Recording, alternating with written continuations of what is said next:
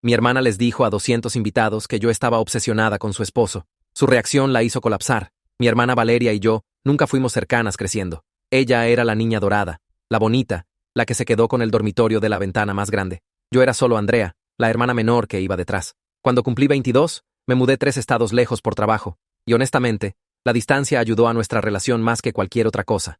Empezamos a enviarnos mensajes regularmente, tener conversaciones reales, y por primera vez en mi vida, pensé que tal vez podríamos ser hermanas verdaderas. Entonces, conoció a Diego. Diego era un chico con el que había salido exactamente 2 veces en la universidad. 2 citas incómodas en cafeterías donde nos dimos cuenta de que teníamos 0 química y nos ignoramos mutuamente. Cuando Valeria me dijo que estaba saliendo con alguien llamado Diego y me mostró su foto, me reí y le conté sobre nuestro intento fallido de romance años atrás. Se quedó callada en el teléfono. Le aseguré que no significaba nada, que apenas recordaba al tipo, y pareció aceptarlo. Se comprometieron 8 meses después, y Valeria me pidió que fuera su dama de honor.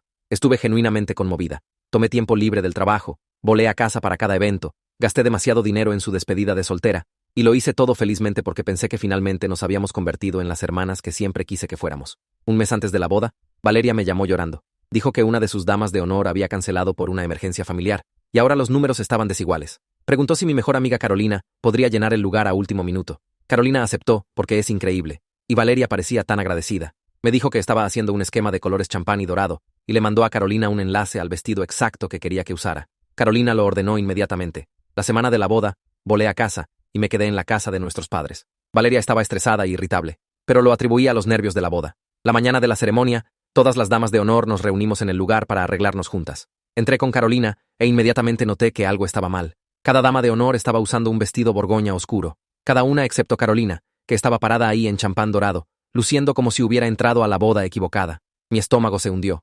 Valeria salió de la suite nupcial en su bata con una expresión en su cara que solo puedo describir como satisfecha. Gritó fuerte y le dijo a su dama de honor principal, su compañera de cuarto de la universidad, que me había reemplazado en el papel 2 semanas antes sin explicación. Sabía que Andrea intentaría algo. Ha estado celosa de mí y Diego desde el principio. Le pregunté de qué estaba hablando. Le dijo a todo el cuarto que había estado obsesionada con Diego por años, que había tratado de separarlos múltiples veces, y que sospechaba que había puesto deliberadamente a Carolina en el vestido equivocado para causar drama en su gran día. Me quedé parada congelada mientras Carolina sacó su teléfono y les mostró a todos el hilo de mensajes con Valeria, el enlace al vestido champán y el mensaje de Valeria diciendo, «Esto es perfecto, ordénalo ya». El cuarto se quedó en silencio. La cara de Valeria se torció y empezó a gritar que debía haber falsificado el mensaje de alguna manera, que siempre había estado celosa de ella, que quería su vida. Su compañera de cuarto trató de calmarla, pero Valeria la empujó y me señaló, diciendo que probablemente había dormido con Diego, y esto era parte de mi plan. Fue entonces cuando Diego entró. Había escuchado los gritos desde el pasillo donde los padrinos se estaban alistando. Miró a Valeria y le preguntó qué estaba pasando. Ella corrió hacia él llorando, diciéndole que yo estaba tratando de arruinar todo, que siempre había estado enamorada de él. Diego la miró, luego a mí, luego a ella otra vez. Dijo que le había dicho 100 veces que nunca pasó nada entre nosotros, que salimos 2 veces hace 5 años, y que se estaba cansando de que ella lo trajera constantemente. Dijo que ella lo había hecho bloquearme en redes sociales, había revisado su teléfono semanalmente buscando mensajes míos, y lo había acusado de pensar en mí durante momentos íntimos. El cuarto estaba completamente silencioso. Valeria empezó a llorar más fuerte, diciendo que solo lo amaba tanto, y tenía miedo de perderlo. Diego dio un paso atrás de ella. Le dijo que no podía hacer esto más, que había ignorado las banderas rojas por demasiado tiempo, porque pensó que se calmaría después de la boda. Dijo que lo sentía, pero no podía casarse con alguien que confiaba tan poco en él. Se fue. Valeria se colapsó en el piso, sollozando mientras sus damas de honor se quedaron paradas sin saber qué hacer. Agarré la mano de Carolina y nos fuimos. Manejamos a una cafetería y ordenamos panqueques, y me senté ahí en mi vestido de dama de honor borgoña desayunando a las 10 de la mañana, en lo que se suponía que era el día de la boda de mi hermana. Mi teléfono explotó por horas con llamadas de mis padres, de Valeria, de familiares exigiendo saber qué había pasado. Lo apagué y ordené más café. 3 meses después, supe por mi mamá que Valeria había empezado terapia. Me contactó la semana pasada pidiendo reunirnos para almorzar. Dijo que tenía algo importante que decirme sobre Diego, algo que merezco saber desde el principio. Aún no he decidido si voy a ir. Miro fijamente el mensaje de texto de Valeria por 10ª vez, leyendo las palabras hasta que empiezan a difuminarse en la pantalla de mi teléfono. Tengo algo importante que decirte sobre Diego, algo que mereces saber desde el principio. Mi estómago se retuerce en nudos porque no puedo imaginar qué podría posiblemente revelar ahora que realmente importe. Diego salió de esa boda hace 3 meses, y honestamente, pensé que ese era el final. Pongo mi teléfono en el mostrador de la cocina y lo levanto de nuevo 30 segundos después para releer el mensaje. Las palabras no cambian. Agarro mi teléfono y busco el número de Carolina, presionando llamar antes de poder convencerme de lo contrario. Contesta en el segundo timbre, y ni siquiera digo hola antes de lanzarme. contándole sobre el mensaje de Valeria y cómo mis manos no paran de temblar. La respuesta de Carolina es inmediata y firme. Me dice que absolutamente no debería reunirme con Valeria sola, que esto podría ser otra trampa o manipulación. Hablamos por 20 minutos, dando vueltas sobre si debería siquiera responder, y finalmente acordamos que si decido hacer esto, ella viene conmigo como respaldo. Le agradezco y cuelgo. Luego paso el resto de la noche mirando mi teléfono y tratando de descifrar qué podría posiblemente necesitar decirme Valeria. Duermo terriblemente esa noche, despertándome cada pocas horas para revisar si Valeria ha mandado otro mensaje. No lo ha hecho. El siguiente día en el trabajo se arrastra por siempre y apenas puedo concentrarme en las hojas de cálculo frente a mí, porque mi cerebro sigue girando a través de posibilidades. Esa noche, le escribo a Carolina otra vez y lo hablamos una vez más. Me recuerda que no le debo nada a Valeria, que puedo simplemente ignorar el mensaje y seguir con mi vida. Pero algo sobre la forma en que Valeria lo formuló, la parte de «mereces saber desde el principio», me hace pensar que tal vez esto es realmente importante. Después de 2 días pensándolo y volviéndome loca con especulaciones, finalmente le respondo a Valeria. Le digo que me reuniré con ella para almorzar en un lugar neutral, un café llamado Riverside que está a medio camino entre la casa de nuestros padres y mi apartamento. Añado que voy a traer a Carolina, y puede tomarlo o dejarlo. Presiono enviar antes de poder dudar, y luego inmediatamente quiero tirar mi teléfono por el cuarto. Mi teléfono vibra menos de 5 minutos después con la respuesta de Valeria. Acepta mis términos sin ningún argumento o resistencia. Miro su mensaje en completo shock, porque la vieja Valeria, la de antes del desastre de la boda, habría absolutamente exigido que fuéramos solo nosotras dos, para poder controlar la conversación y la narrativa. Este acuerdo rápido para dejar venir a Carolina me pone nerviosa de una forma completamente diferente, como si tal vez Valeria realmente haya cambiado, o tal vez esto sea algún nuevo tipo de manipulación que no he descifrado aún. Le reenvío el hilo de mensajes a Carolina y ella responde con 3 signos de interrogación, claramente tan sorprendida como yo. Acordamos reunirnos en mi apartamento 1 hora antes del almuerzo para poder manejar juntas. Mañana del almuerzo llega y despierto sintiéndome como si fuera a vomitar. Trato de desayunar, pero solo puedo manejar media tostada antes de que mi estómago se revele. Carolina aparece en mi puerta justo a tiempo, echa un vistazo a mi cara y me abraza.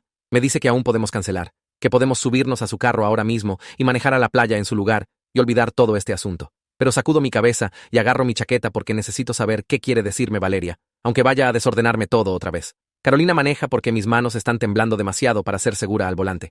Mantiene una conversación constante durante los 20 minutos de manejo, hablando sobre su trabajo y su compañero de trabajo molesto y cualquier cosa excepto el almuerzo hacia el que nos dirigimos. Cada pocos minutos, me recuerda que podemos irnos cuando yo quiera, que tengo el control de esta situación. Llegamos al café Riverside 15 minutos temprano y tomamos una mesa en el rincón trasero donde puedo ver la puerta. Ordeno un café que no bebo y Carolina toma un té que tampoco toca. Nos sentamos ahí en silencio tenso, observando cada persona que entra por la puerta. Cuando Valeria finalmente entra justo al mediodía, apenas la reconozco al principio. Ha perdido al menos 7 kilos desde la boda, tal vez más, y se ve completamente exhausta. Su cara está más delgada, su ropa le cuelga suelta en su cuerpo, y hay círculos oscuros bajo sus ojos que el maquillaje no puede ocultar del todo. Nos ve inmediatamente y camina lentamente, como si no estuviera segura de si nos vamos a levantar e irnos. Se sienta en la silla vacía frente a mí sin ordenar nada. Sus manos están temblando mientras las dobla en la mesa frente a ella. Abre su boca 2 veces antes de que salgan palabras, y cuando salen, su voz está temblando casi tan mal como sus manos. Se disculpa por todo lo que pasó en la boda, por las acusaciones y la trampa del vestido y la pesadilla completa por la que me hizo pasar. Me dice que su terapeuta, doctora Martínez, la ha ayudado a entender que tenía un problema de celos obsesivos que destruyó completamente su relación con Diego y dañó su relación conmigo. Me siento ahí sin decir nada, solo escuchando y tratando de procesar el hecho de que mi hermana está realmente tomando responsabilidad por sus acciones. Valeria sigue hablando, explicando que Diego le había contado sobre nuestras 2 citas universitarias en su segunda cita juntos, y había estado paranoica sobre eso desde entonces. Admite que lo hizo bloquearme en redes sociales, que revisaba su teléfono constantemente buscando mensajes míos, que lo acusaba de pensar en mí durante sus momentos más privados. Su voz se quiebra cuando habla sobre cómo lo alejó con sus sospechas y acusaciones constantes. Me dice que la trampa del vestido no fue pánico de último minuto o estrés del día de la boda. Fue un sabotaje planeado en el que había estado trabajando por semanas. Quería probar a todos, especialmente a Diego, que yo estaba tratando de arruinar su boda. Pensó que si podía hacerme ver mal frente a todas esas personas, Diego finalmente vería que yo era el verdadero problema en su relación y no sus celos. Realmente creía que humillarme de alguna manera arreglaría todo entre ellos. Valeria empieza a llorar ahora, lágrimas reales corriendo por su cara, y siento a Carolina apretar mi mano bajo la mesa lo suficientemente fuerte como para casi doler. Tomo una respiración profunda y le hago a Valeria la pregunta que ha estado quemando en mi mente desde que recibí su mensaje. Le pregunto por qué me está diciendo todo esto ahora y cuál es la información importante sobre Diego, porque hasta ahora no me ha dicho nada que no supiera ya o no pudiera haber adivinado. Valeria toma una respiración profunda y se limpia los ojos con una servilleta que ya se está desintegrando en sus manos. Me dice que Diego había realmente tratado múltiples veces de invitarme a pasar el rato con ellos como pareja.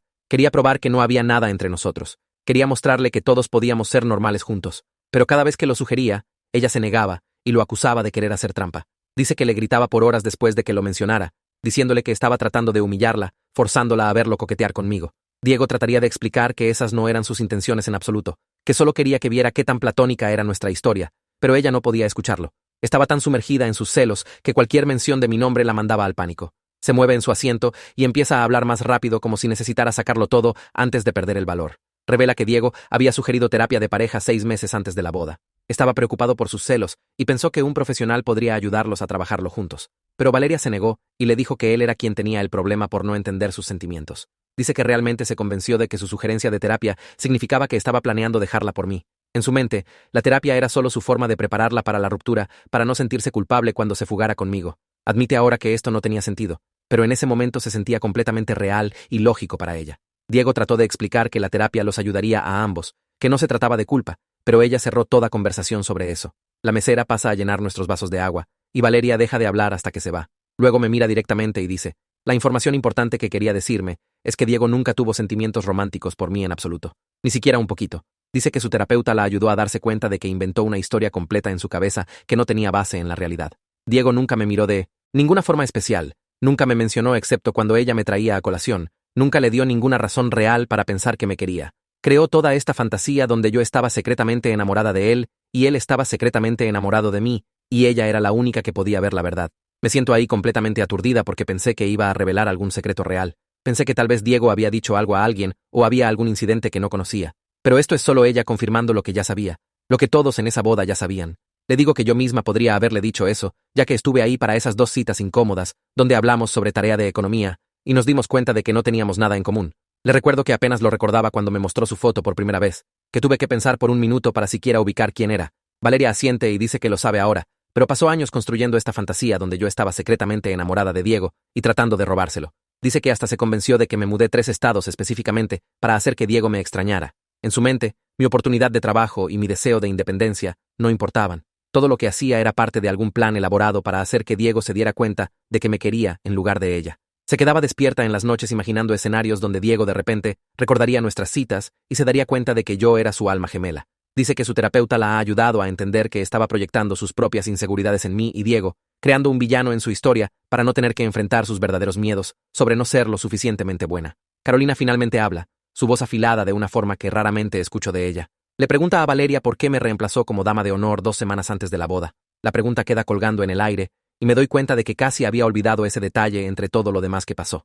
Valeria mira hacia abajo a la mesa y su cara se pone roja de vergüenza. Admite que tenía miedo de que yo la defendiera cuando ejecutara su plan de sabotaje del vestido. Yo había sido su compañera de cuarto de la universidad, y nos conocía a ambas bastante bien. Y Valeria estaba preocupada de que yo hablara y arruinara toda la trampa. Así que inventó alguna historia sobre necesitar a alguien que entendiera mejor su visión y me degradó al estatus de dama de honor regular. Dice que yo estaba dolida y confundida, pero lo acepté porque no quería causar drama antes de la boda. Siento ira subiendo en mi pecho como agua caliente llenando un contenedor.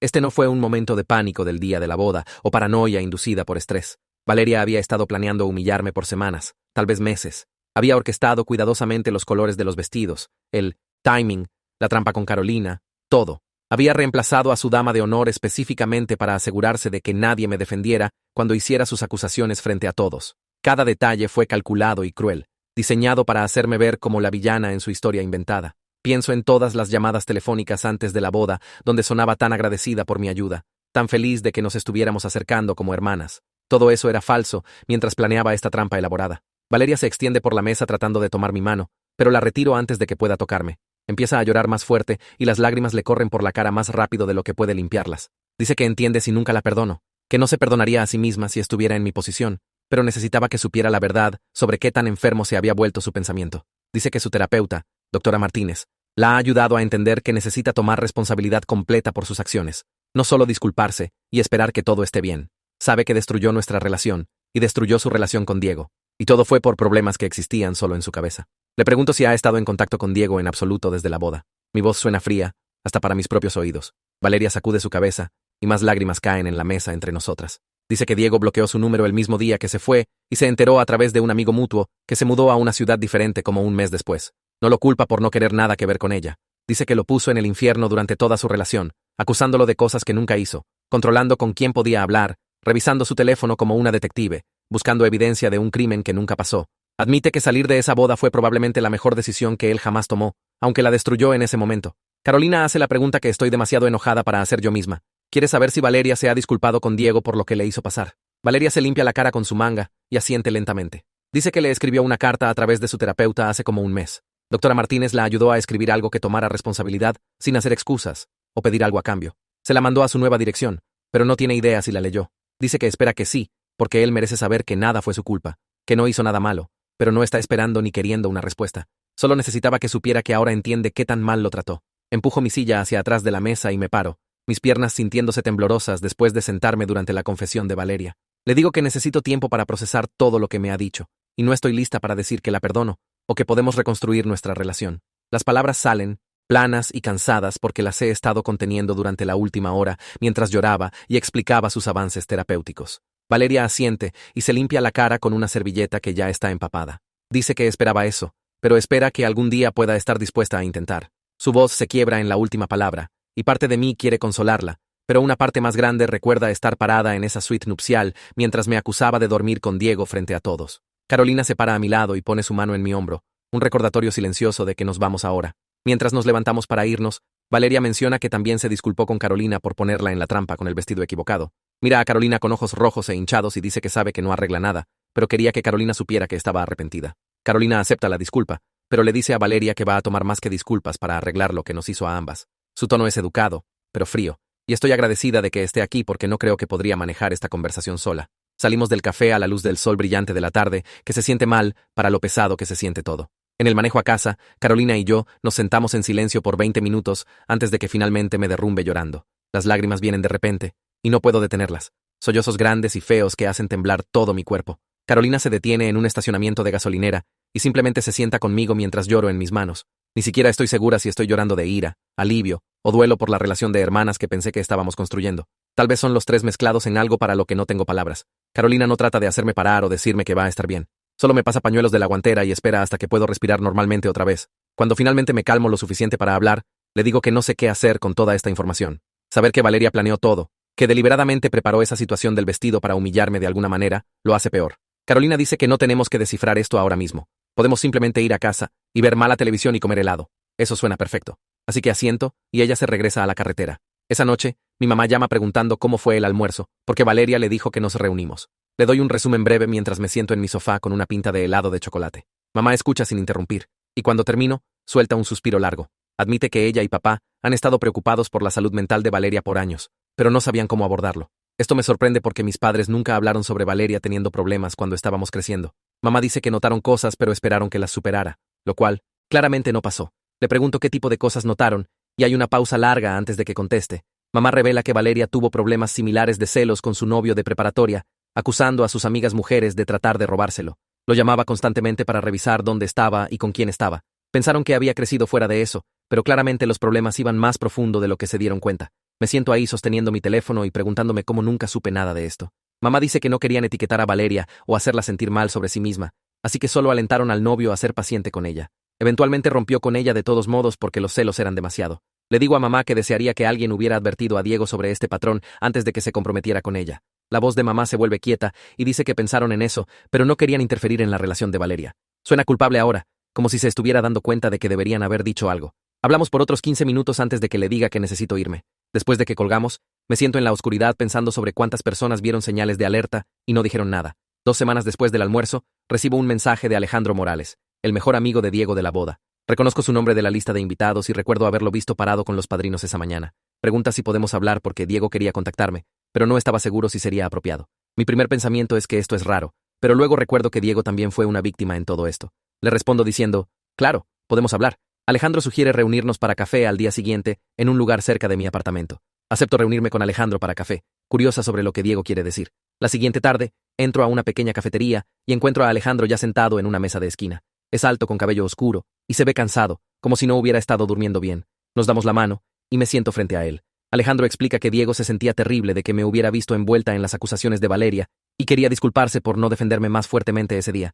Dice que Diego se ha estado culpando por meses, repitiendo esa mañana una y otra vez. Le digo a Alejandro que Diego no me debe una disculpa porque estaba lidiando con su propia crisis en ese momento. Alejandro asiente, pero dice que Diego aún quiere que sepa que desea haber manejado las cosas diferente. Saca su teléfono y me muestra un mensaje de Diego que básicamente dice lo mismo. Alejandro me dice que Diego había estado realmente planeando cancelar la boda la semana anterior, pero sus padres lo convencieron de intentar una vez más. Le dijeron que toda pareja tiene problemas y el matrimonio haría las cosas mejores. Diego sabía que eso estaba mal, pero amaba a Valeria y quería creer que ella cambiaría. Alejandro dice que Diego lamenta no haber confiado en sus instintos y haberse ido antes. Piensa que si hubiera terminado las cosas privadamente antes de la boda, yo no habría sido arrastrada al desastre. Aprecio que Diego esté pensando en mí, pero le digo a Alejandro que Valeria habría encontrado otra forma de culparme por la ruptura.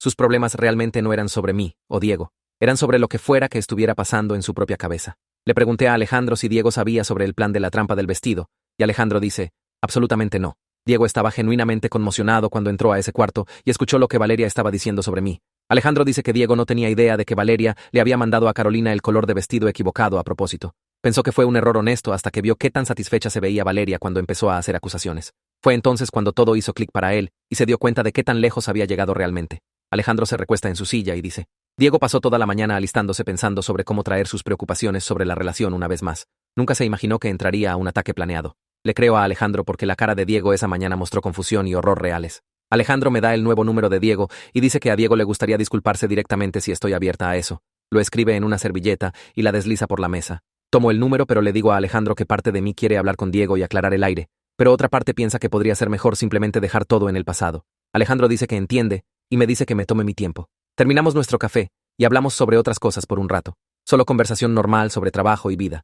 Es bueno tener una charla casual que no sea sobre drama de boda o problemas familiares. Cuando dejamos la cafetería, Alejandro me da un abrazo rápido y dice que espera que esté bien. Le digo que estoy trabajando en ello, lo cual se siente como la respuesta más honesta que puedo dar. Paso el siguiente mes lanzándome al trabajo, tomando proyectos extra que mantienen mi cerebro demasiado ocupado para entrar en espiral. Carolina me revisa cada pocos días y un viernes aparece en mi apartamento con 2 bolsas empacadas y anuncia que vamos a la playa por el fin de semana. No discuto porque sé que tiene razón en que necesito alejarme de todo. Manejamos 3 horas a un pequeño pueblo de playa y rentamos un cuarto de motel barato que huele a agua salada y alfombra vieja. Pasamos el sábado caminando por la orilla y Carolina me deja hablar de todo lo que pasó sin interrumpir o tratar de arreglarlo. Le digo qué raro se siente que la crisis de salud mental de mi hermana se convirtió en el momento que define mi año. Cómo estoy enojada con Valeria pero también triste por ella. Cómo no sé si confiaré en ella otra vez, incluso si mejora. Carolina escucha y asiente y ocasionalmente tira conchas a las olas. El domingo por la mañana, nos sentamos en la playa comiendo donas y viendo el amanecer, y me doy cuenta de que esta es la primera vez en semanas que mi pecho no se siente apretado. Cuando manejamos a casa esa tarde, siento que tal vez realmente puedo avanzar en lugar de solo sobrevivir. La siguiente semana, estoy sentada en mi escritorio mirando el número de Diego que Alejandro me dio. He levantado mi teléfono una docena de veces y lo he vuelto a poner porque no sé qué le diría. Pero luego pienso en cómo salió de esa boda y probablemente pasó meses lidiando con su propio desastre. Y tal vez ambos merecemos aclarar el aire. Le mando un mensaje que solo dice que soy yo y pregunta si quiere hablar en algún momento. Responde dentro de 1 hora diciendo sí y me da su nuevo número, ya que lo cambió después de que todo pasó. Establecemos un tiempo para el jueves por la noche y paso los siguientes 3 días estando nerviosa sobre una llamada telefónica con alguien que apenas conozco. Cuando llega el jueves, casi cancelo 5 veces, pero a las 7 marco su número y contesta en el segundo timbre. Los primeros minutos son tan incómodos que considero fingir mala recepción y colgar. Pero luego Diego dice que ha estado queriendo disculparse conmigo por meses. Y de repente la conversación se vuelve más fácil. Me dice que se siente terrible de que haya sido arrastrada a las acusaciones de Valeria, que debería haberme defendido más fuertemente en ese momento, en lugar de solo defenderse a sí mismo. Puedo escuchar culpa genuina en su voz, y me hace sentir menos sola en toda esta situación. Diego empieza explicando cómo ignoró tantas banderas rojas porque Valeria era perfecta en toda otra forma. Dice que era amorosa y solidaria y divertida. Y se convenció de que sus celos eran solo inseguridad que se desvanecería una vez que se casaran y ella se sintiera más segura en la relación. Pensó que si solo probaba su lealtad suficientes veces, me bloqueaba en redes sociales como ella pidió, la dejaba revisar su teléfono cuando quisiera, que eventualmente confiaría en él. Admite ahora que estaba equivocado en pensar que el matrimonio arreglaría sus problemas, y desearía haber reconocido los patrones antes. Lo escuché hablar sobre revisar con ella constantemente cuando salía con amigos, sobre evitar compañeras de trabajo porque la molestaba, sobre la vez que lo acusó de pensar en mí durante el sexo, y él realmente trató de convencerla de que no era cierto, en lugar de reconocer qué tan perturbada era la acusación. Suena exhausto solo contándolo todo y empiezo a entender que se estaba ahogando en esa relación mucho antes del día de la boda. Le digo a Diego que no me debe una disculpa porque estaba lidiando con su propia crisis esa mañana y no lo culpo por cómo reaccionó. Explico que yo era solo daño colateral en los problemas de Valeria, pero él era el objetivo real de todos esos celos y control. Terminamos hablando por más de 1 hora y me doy cuenta de que es realmente una persona muy decente, que se vio atrapada en una mala situación con alguien que amaba. Me cuenta sobre la culpa que sintió al dejar a Valeria sollozando en el piso, cómo sus padres estaban furiosos con él por avergonzar a la familia, cómo la mitad de sus amigos mutuos se pusieron de su lado porque no podían creer que la dulce Valeria haría algo tan calculado. Se mudó a una nueva ciudad 2 meses después del desastre de la boda, porque no podía manejar encontrarse con gente que los conocía como pareja. Me encuentro sintiéndome protectora hacia él, aunque somos básicamente extraños, porque sé cómo es ser culpada por los problemas de Valeria. Diego menciona que empezó terapia justo después de la boda, trabajando a través de sus propios problemas de confianza y aprendiendo a detectar patrones de relación no saludables antes de que se pongan tan mal. Su terapeuta lo ayudó a entender que había estado en una relación controladora y ni siquiera se dio cuenta porque el control de Valeria venía envuelto en amor y preocupación. Dice que salir de esa boda fue lo más difícil que ha hecho, pero también la mejor decisión porque quedarse lo habría destruido eventualmente. Escucho convicción real en su voz cuando habla de eso, como si finalmente hubiera aceptado que irse fue la elección correcta, aunque se sintió horrible. Pregunta cómo estoy manejando todo, y soy honesta de que aún estoy procesando todo, aún decidiendo si quiero reconstruir una relación con Valeria o simplemente dejarlo ir. Diego no me da consejos, pero escucha, realmente escucha, y eso se siente más valioso que cualquier consejo podría ser. Terminamos la llamada acordando mantenernos en contacto como amigos, lo cual se siente extraño considerando que es el ex de mi hermana, y salimos en 2 citas terribles hace años, pero también se siente saludable y honesto. Hay algo liberador sobre hablar con alguien que entiende exactamente cómo son los celos de Valeria desde adentro. Después de que colgamos, me siento en mi sofá por un rato pensando sobre qué rara es la vida, cómo el desastre de la boda me conectó con alguien que nunca habría conocido de otra manera. Guardo su nuevo número en mi teléfono bajo solo Diego, sin apellido, sin contexto, solo una persona que lo entiende. 3 meses pasan y estoy comprando café antes del trabajo cuando mi teléfono vibra con un mensaje de Valeria. Está preguntando si estaría dispuesta a reunirnos otra vez, diciendo que ha hecho progreso real en terapia y quiere compartir algunas cosas que ha aprendido sobre sí misma. Miro el mensaje mientras mi café se enfría, tratando de descifrar cómo me siento sobre ver la otra. ¿Ves? Parte de mí quiere ignorarlo y seguir viviendo mi vida sin su drama, pero otra parte está curiosa sobre lo que quiere decir. Le escribo a Carolina preguntando qué piensa, y Carolina dice que debería hacer lo que se sienta correcto para mí, que apoyará cualquier decisión. Paso 2 días pensándolo antes de finalmente responder a Valeria diciendo, sí, me reuniré con ella, pero esta vez quiero hacerlo sola sin Carolina ahí. Necesito saber si Valeria y yo podemos tener una conversación real sin un amortiguador. Acordamos reunirnos en el mismo café donde almorzamos antes, y cuando entro, Valeria ya está ahí en una mesa de esquina. Se ve diferente, más saludable de alguna manera, como si hubiera estado durmiendo toda la noche y comiendo comidas regulares. Su cabello está recogido y usa maquillaje mínimo. Nada como la versión perfectamente arreglada de ella con la que crecí. Me siento frente a ella y ordeno té, y hacemos conversación incómoda por unos minutos sobre el clima y el trabajo. Luego Valeria toma una respiración profunda y me dice que ha sido diagnosticada con algo llamado trastorno obsesivo-compulsivo, con obsesiones enfocadas en relaciones. Explica que su terapeuta, doctora Martínez, la ayudó a entender que los pensamientos intrusivos sobre mí y Diego no eran celos racionales. Eran un síntoma del TOC, que hacía que su cerebro se atascara en miedos de abandono y traición. Está en medicación ahora y aprendiendo estrategias de afrontamiento en terapia, y dice que es como si alguien hubiera bajado el volumen del ruido ansioso constante en su cabeza. Valeria empieza explicando que sus celos nunca fueron realmente sobre mí o Diego específicamente. Eran sobre este terror profundo de ser abandonada que vino de nuestra infancia. Habla sobre cómo siempre fuimos comparadas una con la otra, cómo sentía que tenía que ser perfecta para ser amada porque cualquier falla significaba que yo sería elegida sobre ella. Dice que internalizó esta idea de que el amor era condicional y podía ser robado si alguien mejor llegaba. Así que trató de controlar todo para prevenir que eso pasara. Me siento ahí escuchando y dándome cuenta de que mientras pasé nuestra infancia sintiéndome invisible junto a ella la pasó sintiendo que estaba a un error de perder todo. Ambas crecimos en la misma casa, pero experimentamos versiones completamente diferentes de nuestra familia, y ninguna de nosotras sabía por lo que la otra estaba pasando. Tomo una respiración y le digo a Valeria que necesito compartir algo también. Que creciendo, siempre sentí que estaba en su sombra. Se ve confundida, así que explico cómo era solo la hermana menor que no era tan bonita o exitosa, cómo me sentía invisible junto a ella. La cara de Valeria cambia y dice que no tenía idea de que me sentía así, que siempre pensó que lo tenía más fácil porque había menos presión en mí. Nos sentamos ahí por mucho tiempo hablando sobre nuestra infancia de una forma que nunca hemos hecho antes, ambas dándonos cuenta de que pasamos años malentendiendo la experiencia de la otra. Me cuenta sobre sentir que tenía que ser perfecta o perdería el amor de nuestros padres, y le cuento sobre sentir que nada de lo que hacía importaba porque ella ya lo había hecho mejor. Es la primera conversación verdaderamente honesta que hemos tenido sobre ser hermanas. Cuando nos estamos preparando para dejar el café, Valeria pregunta si hay algo que pueda hacer para compensar todo más allá de solo decir lo siento. Lo pienso por un minuto y le digo que lo más importante es que siga yendo a terapia y trabajando en su salud mental, no solo por mí, sino por ella misma. Asiente y dice, doctora Martínez la ha ayudado a entender que sus problemas van más profundo que solo la situación de la boda. Salimos al estacionamiento juntas y nos paramos junto a nuestros carros por unos minutos, solo hablando sobre cosas normales como trabajo y el clima. Antes de irnos, Valeria sugiere que tal vez podríamos tratar de reconstruir nuestra relación lentamente, como reunirnos para café una vez al mes, donde podamos practicar a hablarnos honestamente. Estoy de acuerdo, y le digo que no hay presión para volvernos mejores amigas de la noche a la mañana. Solo nos estamos comprometiendo a intentar. Se ve aliviada, y me da un abrazo rápido antes de subirse a su carro. Manejo a casa sintiéndome más ligera de lo que he estado en meses. Como si tal vez haya una oportunidad para nosotras después de todo. Unos días después, estoy en la casa de mis padres para la cena del domingo, cuando mi tío Octavio me lleva aparte en la cocina. Me dice que está orgulloso de mí por estar dispuesta a darle otra oportunidad a Valeria mientras mantengo límites saludables. Octavio siempre ha sido el sabio en nuestra familia, la persona a quien todos van por consejos sobre relaciones y problemas de la vida. Dice, lo que estoy haciendo es como se ve el perdón real, que no se trata de pretender que nada pasó, sino sobre elegir seguir adelante de todos modos. Le digo que tengo miedo de que Valeria pueda volver a patrones viejos, y me recuerda que por eso los límites importan, que puedo apoyar su crecimiento sin dejarla lastimarme otra vez. Nos reunimos con todos en el comedor, y noto a mis padres observando a Valeria y a mí interactuar con esta mirada esperanzada en sus caras, como si tuvieran miedo de creer que las cosas realmente podrían mejorar entre nosotras. 6 meses pasan y me invitan a una pequeña cena familiar en la casa de mis padres. Cuando llego, Valeria ya está ahí ayudando a mamá a poner la mesa.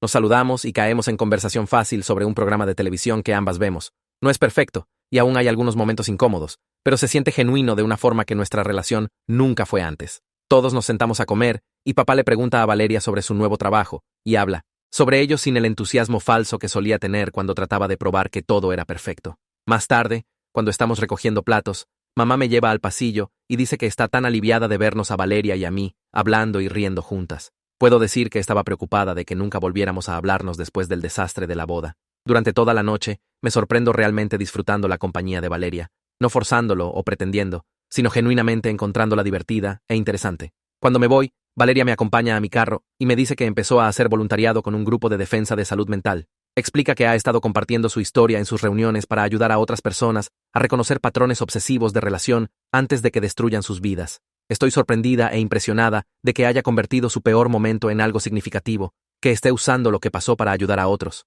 Dice que doctora Martínez la alentó a encontrar una forma de retribuir, y esto se sintió correcto. Le digo que pienso que es realmente valiente, y sonríe de una forma que se ve diferente de su sonrisa vieja, más real de alguna manera. Una semana después, estoy en el trabajo cuando mi teléfono vibra con un mensaje de Diego. No he sabido de él en meses, así que estoy curiosa sobre lo que quiere. El mensaje dice que empezó a salir con alguien nuevo, y va realmente bien, que quería agradecerme por ser una amiga solidaria durante su proceso de sanación. Le respondo diciendo que estoy genuinamente feliz por él y preguntando cómo ha estado. Me llama durante mi descanso de almuerzo y hablamos por 20 minutos sobre su vida y su nueva novia. Suena más ligero, como si finalmente hubiera superado todo lo que pasó con Valeria. Le cuento sobre el progreso de Valeria en terapia y el trabajo de voluntariado que está haciendo. Y dice que está contento de que esté recibiendo ayuda, pero no está listo para tener contacto con ella aún. Lo entiendo completamente, y le digo que no le debe nada. Antes de colgar, dice que espera que Valeria y yo podamos construir algo saludable juntas, que las hermanas son importantes. Después de la llamada, me siento en mi carro pensando sobre qué extraño es que Diego y yo seamos amigos ahora cuando apenas nos conocíamos antes de que todo esto pasara.